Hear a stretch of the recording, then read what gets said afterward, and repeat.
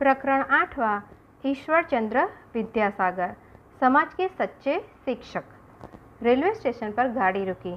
Suit boot पहने एक साहब डिब्बे से बाहर आए। 2-4 बार कुली कुली चिल्लाए, लेकिन वहाँ तो कुली था ही नहीं। आखिर गाड़ी छूट जाने के डर से उन्होंने अपना सूटकेस खुद ही उतार लिया। गाड़ी चली गई। उन सज्जन ने एक आदमी को चादर लपेटे खड़ा देखा। उससे बोला, ए जरा ये सूटकेस उठाकर ले चलोगे? चादर लपेटे और बहुत साधारण दिखने वाले उस व्यक्ति ने एक क्षण को उन सज्जन की तरफ देखा, फिर सूटकेस उठाकर सिर पर रख लिया। रेलवे स्टेशन से बाहर आने पर उन सज्जन ने कहा, तुमको ईश्वरचंद्र विद्यासागर का घर मालूम है? वही चलना है। हाँ चलिए। ईश्वरचंद्र विद्यासागर के घर पर पहुंचकर उन सज्जन ने उस व्यक्ति के हाथों में अठन्नी थमा दी और द्वार पर दस्तक दी। द्वार खुलते ही वह व्यक्ति सूटकेस अंदर ले गया। उन सज्जन ने कहा, मुझे ईश्वरचंद्र विद्यासागर से मिलना है। बैठिए, मैं ही हूँ। यह सुनते ही उन सज्जन पर मानो घड़ों पानी पड़ गया। वह बार बार माफ़ी मांगने लगे। ईश्वरचंद्र विद्यासागर ने मुस्कुराकर कहा, कोई बात नहीं, अपना काम करने में शर्माना नहीं चाहिए। जिस व्यक्ति से पहले परिचय में ही इतना गहरा प्रभाव पड़े, वह व्यक्ति कितना महान होगा। ईश्वरचंद्र बचपन से ही बड़ी तेज बुद्धि के थे। उनकी विद्वत्ता के कारण ही उन्हें विद्यासागर की उपाधि दी गई थी। ईश्वरचंद्र ने अपनी शिक्षा समाप्त करके कॉर्ट विलियम कॉलेज कलकत्ता में अपना अध्यापन शुरू किया। बाद में आपको प्रमुख लेखक व कोषाध्यक्ष बना दिया गया, किंतु कुछ ही दिनों बाद आपको संस्कृत कॉलेज का अध्यक्ष बना दिया गया। आपने संस्कृत कॉलेज की उन्नति तथा सुधार के लिए एक रिपोर्ट तैयार की। इस रिपोर्ट की बड़ी सराहना हुई। आपको कॉलेज का प्रिंसिपल बना दिया गया। रिपोर्ट में आपने बड़ी निर्भीकता से शिक्षा सुधार बताए थे। संस्कृत कॉलेज में जाति के आधार पर छात्रों की भर्ती का नियम तोड़ने का काम ईश्वरचंद्र ने ही किया। उन्होंने कहा, यदि आप लोग पैसे की खातिर अंग्रेजों की संस्कृत पढ़ा सकते हो, तो मेरी समझ में नहीं आता कि बिना जाति भेद के अपने ही देशवासियों को क्यों नहीं पढ़ा सकते। वह इस बात पर दृढ़ थे कि कॉलेज का द्वार सभी लड़कों के लिए खुला रहेगा। आखिर ईश्वरचंद्र विद्यासागर विजयी हुए और कॉलेज में सबको प्रवेश मिलने लगा। विद्यासागर जी अनुशासन को बहुत पसंद करते थे। वह यह कभी नहीं बर्दाश्त कर सकते थे कि छात्र अपने शिक्षकों का अपमान करें। उन्होंने कहा था, अपमान का जीवन बिताने की बजाय मैं रोटी के लिए सब्जी बेचना अथवा परचूरन की दुकान करना अच्छा समझता हूँ। ईश्वरचंद्र विद्यासागर ने बंगाल में कई शिक्षा संस्थाएं खोली। सरकार ने आपकी कई योजनाएं स्वीकार की और अनेक मामलों में सलाह भी मानी। सबसे अधिक क्रांतिकारी काम था बालिकाओं के लिए विद्यालय खुलवाना।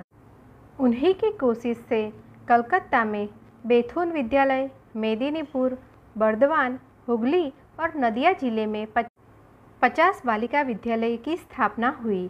इन्हें चलाने का भार भी विद्यासागर जी ने स्वयं लिया और सरकारी नौकरी छोड़ दी। इसके बाद बंगला भाषा पढ़ाने के लिए 101 विद्यालय खोले। इसके साथ ही ऐसी व्यवस्था भी की कि जो लोग दिन में नौकरी करते हैं वे रात को पढ़ सके। इन तमाम शिक्षण संस्थाओं में हजारों छात्रों की फीस माफ़ थी। एक दिन ईश्वरचंद्र को एक बूढ़े प्रोफेसर साहब अपने घर ले गए। प्रोफेसर साहब की पहली पत्नी की मृत्यु हो चुकी थी। उन्होंने एक छोटी लड़की से विवाह कर लिया था। घर पहुंचकर जब विद्यासागर ने उस छोटी लड़की को देखा तो फूट फूट कर रोने लगे। फिर वह एक पल भी वहां न रुके। उन्होंने कहा, इस घर में मैं एक बूंद पानी तक नहीं पी सकता। इसके बाद से ईश्वरचंद्र विद्यासागर ने हिंदू समाज में प्रचलित विवाह संबंधी कुरीतियों को दूर करने का संकल्प लिया। विधवा विवाह के लिए हिंदू समाज अनुमति नहीं देता था।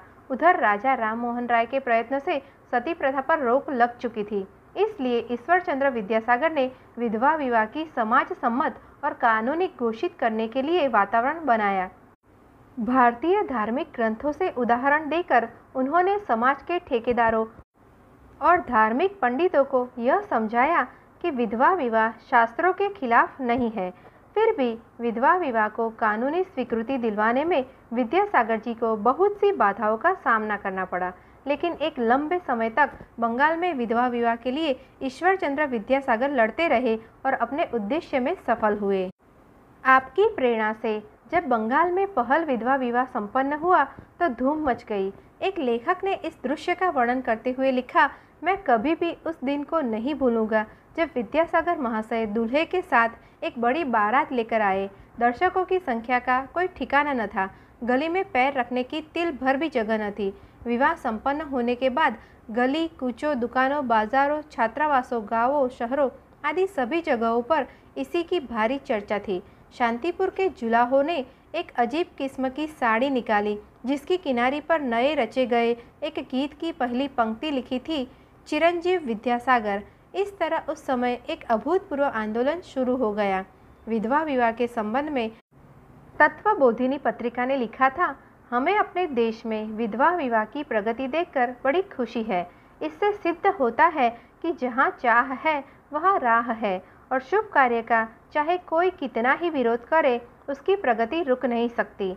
उस समय प्रकाशित सभी पत्र पत्रिकाओं ने विद्यासागर जी को इस सफलता पर उन्हें बधाई दी और उनकी प्रशंसा की।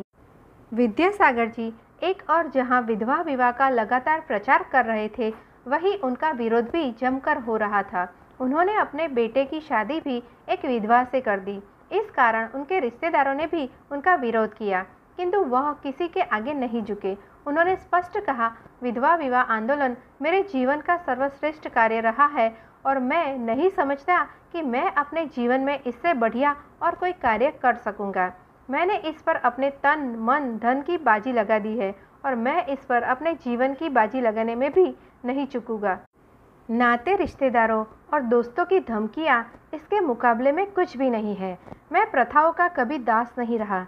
जिसे मैं अपने देशवासियों के लिए सबसे अच्छी चीज़ समझता हूँ उसे मैं करके ही रहूँगा, चाहे कितनी ही बाधाएं क्यों न आए। विधवा विवाह आंदोलन के साथ साथ विद्यासागर जी ने बंगाल के कुलीन घरानों में प्रचलित बहु विवाह प्रथा के खिलाफ भी आंदोलन चलाया था।